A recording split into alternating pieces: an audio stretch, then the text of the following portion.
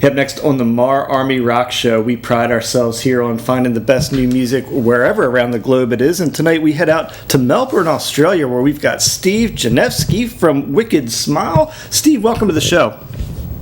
Thanks, man. How you going? Hey, we're doing great over here, and I appreciate you staying up for us over there. It's about a 14-hour difference, so thanks for being here. Now, I'm a little bit new to your band, and I love what I'm hearing. So I know you're not new musicians, but the project's kind of new, I think. So tell us how it came together.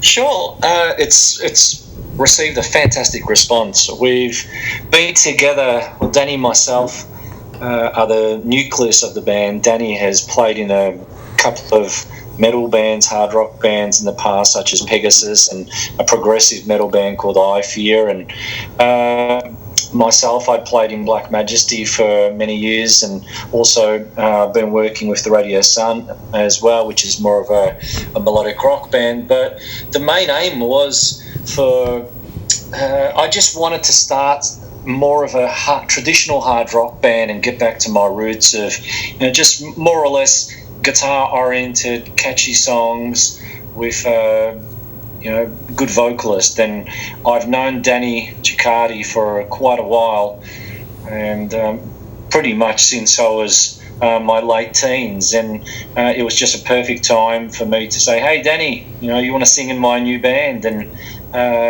he had a listen to some of the material that I'd been writing, and he was in straight away. So it was pretty quick once he agreed to get together, more or less. So we hooked up last November, and we've been recording since, and we released our debut single "We Fall" in January, and that got a mighty response. And since then we've released Love's Got a Hold on You, and now on July 1st we're going to be releasing our debut EP, which is called Delirium. So yeah, so far so good, man. Now listen, I'm 53 years old. I grew up on that big sound, 80s sound, and as soon as I heard Love's Got a Hold on You, I don't know how else to describe it except it has a big full sound to me. Talk a little bit about the style, and you alluded a little bit to your roots, where that style is inspired by. Yeah, well, I'm an 80s kid as well, or 70s, 80s, and I grew up with bands such as Judas Priest and Dio.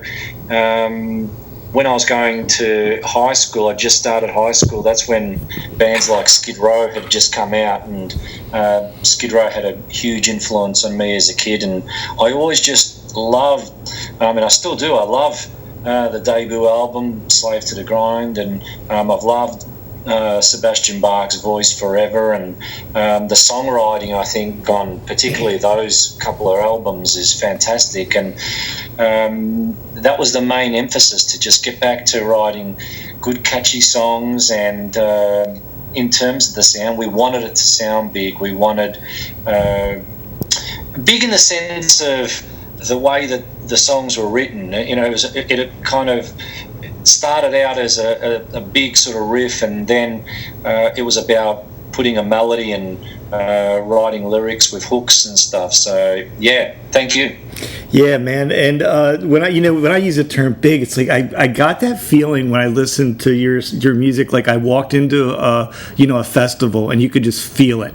If that makes any sense at all, it's kind of a weird way to describe it, but no, man, absolutely. Well, that's the aim. Definitely, that's the aim. And so far, people have been saying stuff like that. They've gone, "Wow, man, that's a cool riff," and immediately it kind of brings back people to the 80s. So, and that has been the emphasis. That was always the aim, to sort of get back to, okay, what really buzzed me out as a teenager, and it was bands like Judas Priest and Skid Row and Tesla and Dio. That it was a common thread for both Danny and myself. So you've mentioned Danny a couple times now. Let's introduce him to the world. Where'd you find him, man? Where's he been hiding? His voice is amazing. Yeah, well, he parted company with his old band I Fear probably about 2 years ago, and he'd been laying low, and he actually is the cousin of the singer that I used to work with in a band called Black Majesty, and I've known Danny forever. For those people who don't know what he looks like, he's very, very hard to miss, because I'm not joking when I say he has the longest hair in rock and roll. Like, it actually it goes to his ankles, and so in terms of, we can't wait to play live, but he's just the ultimate frontman, I think. So he's got the looks, he's got the aura about him, and in terms of his voice, he's just, he's inspired by Ronnie James Dio and Bruce Dickinson, so all the classics. So he's amazing, absolutely. Yeah, you can feel the Dio and the Dickinson influence in his voice for sure. Now, you mentioned the other single. We're going to play that one tonight too, We Fall. Tell me a little bit more about that tune. Yeah, that's the first song that we wrote, and I actually wrote that one with a good friend of mine, Paul Lane, who was a solo artist back in the 80s, but also then went on to join the band Danger Danger. And I've been working with Paul a lot with some of my previous things that I've been doing with my other band, the Radio Sun. So we're good friends.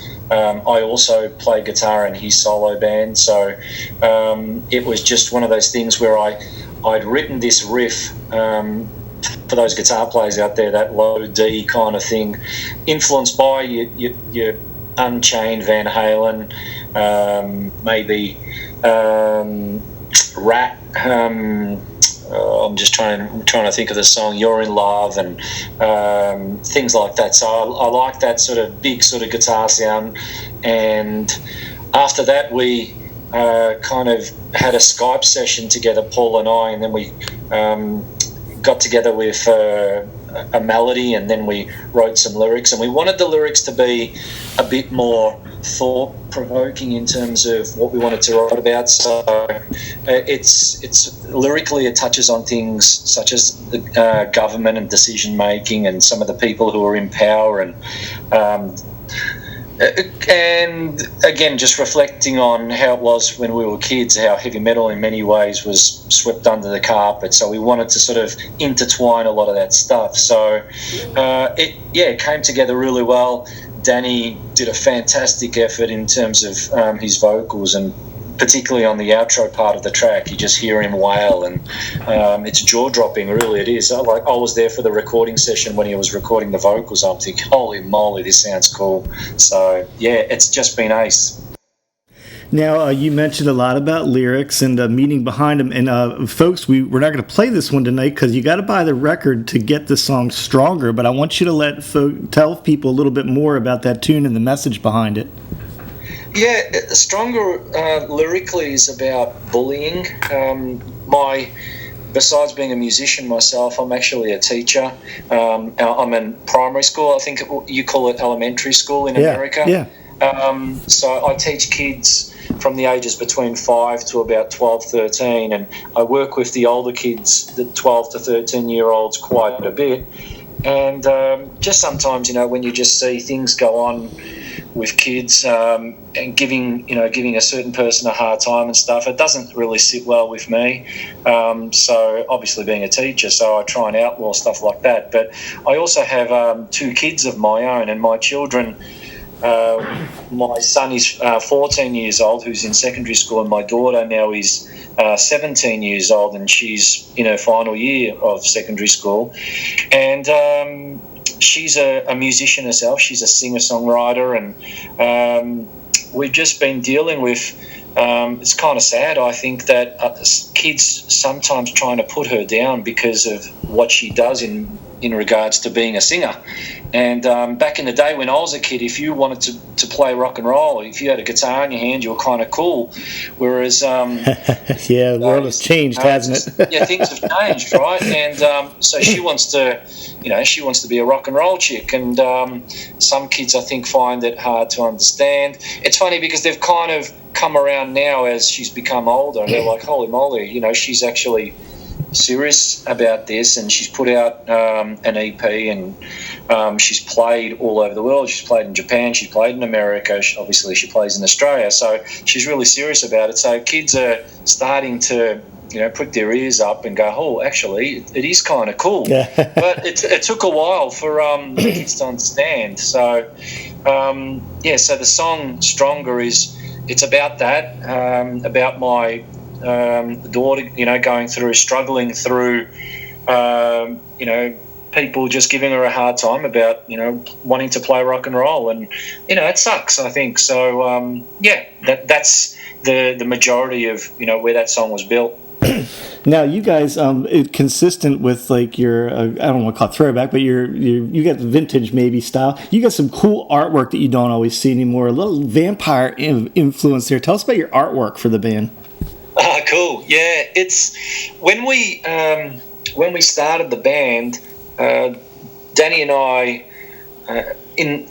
we just started thinking about our favourite album covers from yesteryear, and whether it be Iron Maiden with Eddie or Dio, or Kiss, whatever. It's just we like that larger than life thing, and we thought to ourselves, how can we put a different spin on something like that? But as soon as people see it, they think, oh, that's that band Wicked Smile. So we've for all of our singles, we've gone with the idea of, okay, let's just have a pretty girl, but just with you really have got to look at it and go, oh, okay, she's a vampire. You just see a little bit of blood or a little bit of a scratch, it's just like a quirky way of identification, more or less. So we're going to continue that theme. We might put a different spin on it for future releases, but it seems to have worked well. People have liked it. We've had a lot of interest with the merchandise, which is great. People have been buying T-shirts, and particularly because we're such a new band, it's worked out really, really cool and really well for us, because it's helped finance our debut EP. So it's been great, man. So it's hard to ask any bands these days, but any hopes for some live shows? And I know it's tough. You guys are so far from the States over there, but even at home, what's the prospects for live shows for you guys? Oh, absolutely, 100%. We can't wait to play, because obviously we want to launch the EP properly. So when we're allowed to play and stuff, we'll definitely be playing shows within Melbourne and Sydney. But for us, it's a world band, because both of us come from bands where we've toured overseas and stuff. We've had that taste of playing the big festivals and stuff. Like, we've both played and have featured at Wacken Open Air in Germany, which is one of the biggest heavy metal festivals in the world.